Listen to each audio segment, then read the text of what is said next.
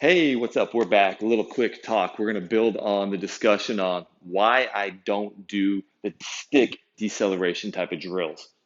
Okay, so here's how I view it. It's really like a continuum. On this side is sport itself, it's competition, right? It's the main event.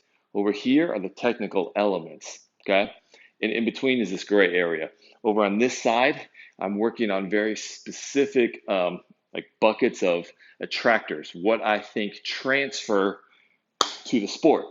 Okay, so then you can make it more and more and more and more specific to the sport, or you regress and you work on these specific attractors that have transfer. It's an arrow, it goes this way towards sport. To me, the stick and hold is outside of these buckets. It doesn't fit into my philosophy. Okay, so I still do believe personally that you can train technical elements that have this direct transfer, right? I don't sit into that camp of the pure ecological model where everything has to have context to sport. You can't work on any technical breakdown because to me, that makes zero sense. Okay, so we've seen, not to digress here, but this is kind of part of the topic. I've seen presentations where they'll show Messi, right? Dribbling through like three, four, five defenders, boom, shoot and score a goal. And they're like, oh, look at how specific that was to the context of soccer. And then I'm sitting there going, give me a break. This guy's had a ball in his foot since he was 3 years old, probably. You know the amount of times he's juggled by himself?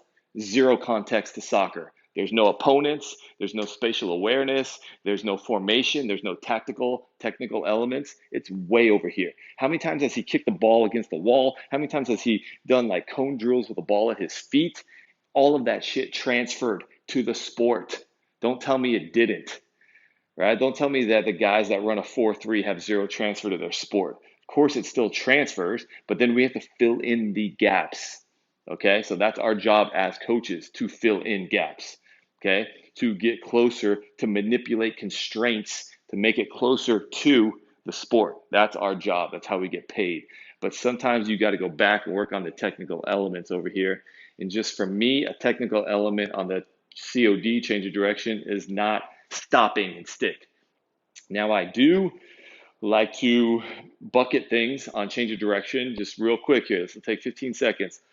So I'll go off of an outside foot cut, get the feet moving. I'll go on an inside foot plant off of both feet. I'll do an option posture with both feet, plant, pressing the hips forward to, let's say, a defender, and then I can slide. I could jump cut.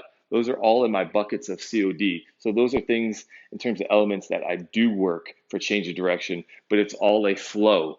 All those things that I listed. It's not a stick, walk out of it.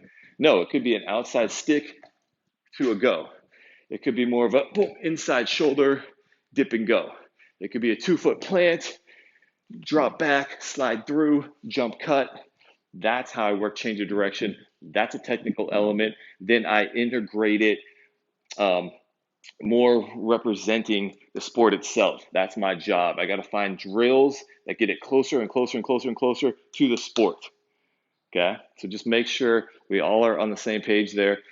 That's my philosophy of how you should develop agility drills. You can have technical elements, you have the sport, you fill in the gap. That's how you get paid, right? Be creative.